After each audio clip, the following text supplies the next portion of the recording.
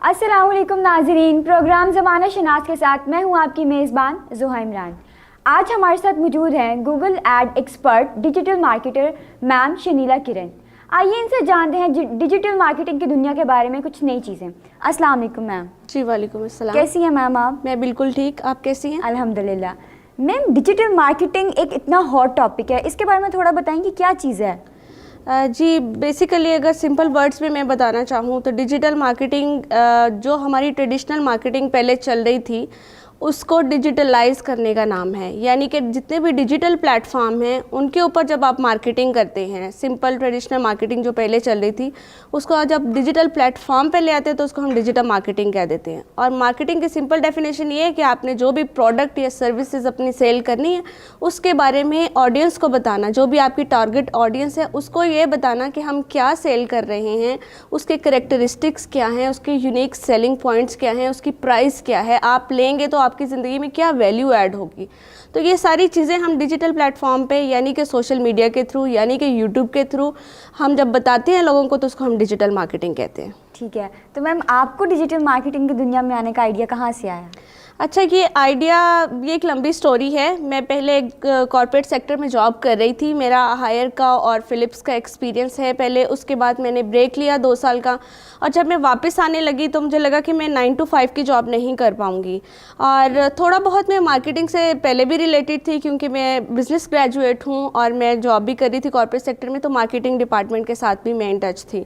लेकिन जब मैंने देखा कि कौन सी ऐसी मुझे चीज़ अब करनी होगी या कौन सी ऐसी जॉब होगी जो विद ईज़ ऑफ होम भी हो जाए और जो ट्रेंडिंग भी हो, यानी कि ऑब्सोलीट टाइप की जॉब्स ना हों, कोई डाटा एंट्री वर्क ना हो कि मैं घर बैठी काम तो कर रही हूँ लेकिन उससे ना मुझे कोई फ़ायदा हो रहा है, ना मैं अपडेट रह रही हूँ दुनिया से और ना ही लोगों को कोई फ़ायदा हो रहा है। तो फिर मैंने सर्च करना शुरू किया कि मैं ऐसा क्या कर सकती हूँ जो ट्रेंडिंग टॉपिक्स भी हैं, जो लोगों को करंटली भी चाहिए और आगे फ्यूचर में भी जिसकी डिमांड हो, ऐसा कोई काम करना चाहती थी। तो जब मैंने सर्च किया तो फिर मुझे डिजिटल मार्केटिंग के बारे में पता चला और उसमें फिर फर्दर आगे काफ़ी कैटेगरीज़ हैं जिनको मैंने एक्सप्लोर किया और फिर 1 by 1 मैंने उनको जो है वो एक्सप्लोर करने के साथ साथ लर्न करना शुरू किया, प्रैक्टिस करना शुरू किया और अब मैं उसकी सर्विसेज दे रही हूँ। मैम, अभी आपने मुझे बताया कि डिजिटल मार्केटिंग की कुछ डिफरेंट कैटेगरीज हैं, क्या आप हमें थोड़ा बताएंगी कौन कौन सी कैटेगरीज हैं और क्या कौन से पे आप काम कर रही हैं?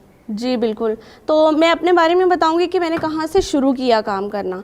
सबसे पहले मैंने सोशल मीडिया मार्केटिंग को चूज़ किया बिकॉज उसकी रीज़न ये थी कि हम लोग सोशल मीडिया से तो इन टच हैं, काफ़ी सालों से हमारे अकाउंट्स होते हैं फेसबुक पे, इंस्टाग्राम पे और अब तो बहुत से लोग टिकटॉक पे भी आ गए हैं, यूट्यूब वगैरह पे भी हैं।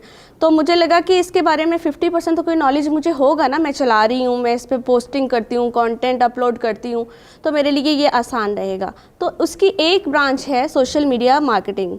मैंने मैनेजमेंट से स्टार्ट किया। एक मैनेजमेंट है जिसमें हम हैंडल करते हैं अपने क्लाइंट्स के अकाउंट को, उनकी पोस्टिंग करते हैं, उनके कंटेंट को हम शेड्यूल करते हैं, कौन सी चीज़ कब किस डेट पे अपलोड हो जाएगी। फेसबुक की तरफ से ये ऑप्शन दिया जाता है कि आप फ्यूचर की डेट्स पे भी जाके अपलोड कर सकते हैं चीज़ें। आज मैंने लगा दिया कि मुझे ये पोस्ट अपलोड हुई चाहिए फ्राइडे को या संडे को, तो मैं आज लगा के फारिग हो गई और फ्राइडे या संडे को फिर फेसबुक खुद ही उसको ऑटो अपलोड कर देगा। और उसके अलावा जो है मैंने मार्केटिंग होती है वो मैंने सीखी। सोशल मीडिया की मार्केटिंग, पहला मैंने आपको बताया सोशल मीडिया हैंडलिंग, उसके बाद सोशल मीडिया मार्केटिंग जिसके अंदर हम एड्स पे काम करते हैं। किसी भी क्लाइंट ने अपनी प्रोडक्ट की या सर्विस की जो प्रमोशन करवानी होती है, मार्केटिंग करवानी होती है, तो हम उसके अकाउंट से फेसबुक को मनी देते हैं, पे करते हैं, उसके एवज वो वाली प्रोडक्ट हमारे क्लाइंट की या सर्विस जो चीज़ भी वो प्रमोट करना चाहता है वो ऑडियंस को दिखाता है, जो लोग फेसबुक या इंस्टाग्राम यूज़ कर रहे हैं उनको दिखाता है।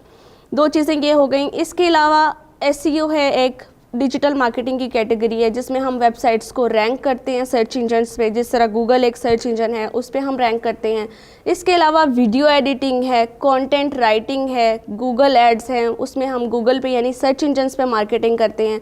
बहुत सारी चीज़ें हैं, बहुत सी इसके आगे कैटेगरीज़ हैं, कोई 10 से 12 के करीब आप कह लें कि कैटेगरीज़ हैं। और डिजिटल मार्केटिंग हम जैसे डिस्कस कर रहे हैं एक बहुत वास्ट फील्ड है।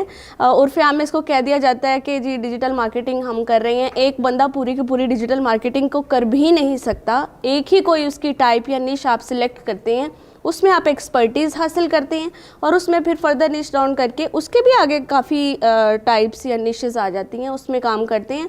बल्कि एक ही निश में रहते हुए आपसे काम पूरा नहीं होता तो आप अपने साथ टीम को अटैच कर लेते हैं। तो मैम पाकिस्तान में डिजिटल मार्केटिंग का क्या स्कोप चल रहा है, कितनी उसमें उनको तरक्की मिल रही है या नहीं इतना स्कोप, और जो लोग डिजिटल मार्केटिंग कर रहे हैं उनको वो इस अपने प्रोफेशन से खुश हैं या नहीं खुश हैं, फाइनेंशियली तौर पे भी और मेंटली भी? अच्छा, इसमें 2-3 क्वेश्चन है, मैं 1 बाय 1 आंसर करूंगी। सबसे पहले आपने बात की स्कोप की कि पाकिस्तान में क्या स्कोप है, तो इसका एक सिंपल आंसर है कि पूरी दुनिया में इस वक्त इसका बहुत अच्छा स्कोप चल रहा है। आप किसी जजीरे पे भी बैठे हुए हैं ना, जहाँ पे आपके पास कोई आबादी नहीं है या कोई मार्केट नहीं है, बस आपके पास एक लैपटॉप और इंटरनेट है या इवन आपके पास एक मोबाइल और इंटरनेट है, तो आप पूरी दुनिया का काम कर सकते हैं और पूरी दुनिया से अपना काम करवा सकते हैं। तो इसका स्कोप जो है वो इस एक जुमले में मैंने बंद कर दिया है कि आप दुनिया के किसी भी खित्ते में, किसी मुल्क में, किसी शहर में बैठे हुए हैं, और इवन हमारे जो गांव हैं आप पाकिस्तान के, वहाँ भी जहाँ पे इंटरनेट की सहूलत मौजूद है, तो हर जगह पे इसका स्कोप है और ये रहेगा, एक लॉन्ग टर्म के लिए रहेगा, क्योंकि डिजिटल रेवोल्यूशन आ चुका है और दुनिया तो पहले ही ग्लोबल विलेज बन गई थी, तो अब वो जो रेवोल्यूशन आया उसका नॉलेज हर बंदे तक पहुँच चुका है। आप देखिए आजकल लोग स्टूडेंट लाइफ में ही डिजिटल मार्केटिंग को सीखने की तरफ आ रहे हैं, तो यहाँ से इसके स्कोप का अंदाज़ा लगाया जा सकता है, इसकी इंपॉर्टेंस का अंदाज़ा लगाया जा सकता है कि ये कितना इम्पोर्टेंट है। और मैं रिकमेंड भी करूँगी कि जिस तरह से तब्दीली आ रही है और जिस तरह से ग्रोथ आ रही है डिजिटल वर्ल्ड में, तो जो हमारे स्टूडेंट्स हैं वो अपनी ट्रेडिशनल डिग्रीज़ के साथ साथ डिजिटल मार्केटिंग का नॉलेज जो है वो भी लें। और इसके अलावा जो आपने अर्निंग की बात की, तो डेफिनेटली इसमें अर्निंग का पॉइंट भी बहुत स्ट्रॉन्ग है। फाइनेंशियली लोग बहुत स्ट्रॉन्ग हुए हैं, मैंने पिछले कोई 2-4 साल से लोगों को ग्रो करते, ज़ीरो से हीरो बनते देखा है डिजिटल मार्केटिंग के प्लेटफॉर्म से ही। उसमें ये है कि आपने सबसे पहले एक, जिस तरह मैंने पहले भी बताया, एक निश आपने सिलेक्ट करनी है कि आप किस निश में काम करना चाहते हैं, और उसको सिलेक्ट करने का ये तरीका है कि आप पहले पूरी डिजिटल मार्केटिंग के बारे में नॉलेज लें कि कौन कौन सी फील्ड्स इसके अंदर हैं, और फिर जो आपको लगता है ना कि आपका एप्टीट्यूड जिसमें है, जिसमें आपका इंटरेस्ट है, फिर उसमें फर्दर जाके आप नॉलेज लें, उसमें अपनी एक्सपर्टीज़ लें, कुछ अर्सा उसमें काम करें, चाहे आपको फ्री करना पड़े या पेड करना पड़े, आप काम करें। जब आप एक्सपर्ट बन जाएं फिर आप उसकी सर्विसेज देना शुरू हो जाएं, तो डेफिनेटली फिर लोग आपके पास आएंगे, फिर ब्रांड्स आपके पास आएंगे, फिर आपको किसी के पास जाने की ज़रूरत नहीं होगी। उसके साथ साथ आप अपनी पर्सनल ब्रांडिंग भी करें, अपनी भी डिजिटल मार्केटिंग करें, ताकि लोगों को पता चले आप किस स्किल की सर्विसेज दे रहे हैं, आप किस स्किल के एक्सपर्ट हैं। तो ये 2 काम है, मुश्किल नहीं है लेकिन आसान भी नहीं है, और दुनिया में कोई भी काम आसान नहीं होता, किसी चीज़ का भी स्कोप नहीं होता, आपकी एक्सपर्टीज़ का स्कोप होता है, आप कितने अच्छे तरीके से वो काम करते हैं और उसमें से वैल्यू जनरेट कर पाते हैं या नहीं कर पाते हैं, स्कोप इस चीज़ का होता है। हाँ, ये है कि डिजिटल रेवोल्यूशन के बाद डिजिटल स्किल्स का स्कोप बहुत ज़्यादा है, तो मैं ये रिकमेंड करूँगी कि अगर यूनिवर्सिटी स्टूडेंट्स को स्पेशली, कि आप लोग यूनिवर्सिटी से ग्रेजुएट होने से पहले कोई ना कोई स्किल सीख लें, ताकि जैसे ही आप ग्रेजुएट हों आपका अपना जो डिजिटल मीडिया वो भी स्ट्रांग हो चुका हो, आप अर्निंग पॉइंट ऑफ व्यू की तरफ आ चुके हों। ये तो आपने बता दिया ना कि डिजिटल मार्केटिंग एक बहुत वास्ट फील्ड है, फाइनेंशियली भी आपको सपोर्ट करती है, लेकिन जो स्टूडेंट्स इसमें आना चाहते हैं वो कौन से प्लेटफॉर्म पर जाएँ, वो कौन सा रास्ता इस्तेमाल करें जो आसानी से वो अच्छे तरीके से डिजिटल मार्केटिंग सीख सकें? अच्छा, इसमें जो मैंने जो रास्ता चूज़ किया, और मुझे उसके बारे में तब इतनी गाइडेंस नहीं थी, क्योंकि बैक इन 2019 एंड 20 अभी इतना ज़्यादा स्कोप नहीं हुआ था, बहुत कम लोग थे, गिने चुने लोग थे, और जिन लोगों ने उस वक्त एंटर किया इसमें आज वो बड़े नाम हैं, लेकिन इतना ज़्यादा नॉलेज अवेलेबल नहीं था कि एक रोड मैप क्या होगा हमारा। लेकिन मुझे बहुत टाइम लग गया ये चीज़ें फाइंड आउट करने में, मुझे पहले क्या करना है, बाद में क्या करना है, और क्योंकि अब मेरे पास इस चीज़ का एक्सपीरियंस है तो मैं गाइड कर सकती हूँ लोगों को। उसमें मैंने सबसे पहला काम ये किया कि यूट्यूब पे मैं गई और मैंने लिखा व्हाट इज़ डिजिटल मार्केटिंग। वहाँ से मैंने कोई 2-4 वीडियोस देखी और मुझे अंदाज़ा लगाया कि डिजिटल मार्केटिंग है क्या। फिर जैसे मैंने आपको बताया कि आप निश डाउन करें अपनी कैटेगरी को कि आपने किस में जाना है, किसका एप्टीट्यूड है आपका, तो तब जाके आप उसके बारे में फ़र्दर यूट्यूब से वीडियोस देखें, और जब आप वो बेसिक लेवल की वीडियोस देख लें फिर आप अपने मुल्क के लिहाज से या इंटरनेशनली कोई भी मेंटोर ऐसा ढूंढें जो स्किल का एक्सपर्ट है, उसका पेड कोर्स लें या किसी के साथ मिलके हैंड्स ऑन काम करें। Thank you so much ma'am, आपने डिजिटल मार्केटिंग के बारे में हमें इतनी ज़्यादा इन्फॉर्मेशन दी, स्टूडेंट्स को भी बताया कि वो कैसे ये प्लेटफॉर्म पे आ सकते हैं। व्यूअर्स को अगर आप डिजिटल मार्केटिंग के बारे में कुछ ऐसा बताना चाहें तो प्लीज़ आपने रिव्यू शेयर करें। जी, जैसे मैंने कहा कि डिजिटल स्किल्स की इम्पोर्टेंस बहुत ज़्यादा हो चुकी है और हर बच्चा बड़ा जो है वो इससे इस्तेफ़ादा हासिल कर सकता है। अगर आप यूनिवर्सिटी ग्रेजुएट हैं या इवन आप मैट्रिक इंटर पास भी हैं तो आप सीख सकते हैं, और अगर आप 60-65 साल की उम्र तक पहुंच चुके हैं तो भी आप इसको सीख सकते हैं। तो घर बैठ के आप इसको सीख सकते हैं, घर बैठ के आप इससे पैसे कमा सकते हैं।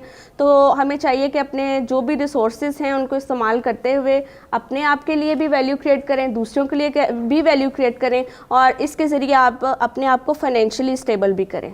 Thank you so much ma'am. नाज़रीन, उम्मीद करती हूँ कि आज के प्रोग्राम से आपको एक नई चीज़ सीखने को मिली होगी। ऐसे ही नई चीज़ें सीखने के लिए और ऐसे ही रंगारंग प्रोग्राम देखने के लिए सब्सक्राइब कीजिए हमारा चैनल और देखते रहिए नज़ायर न्यूज़। अल्लाह हाफ़िज़।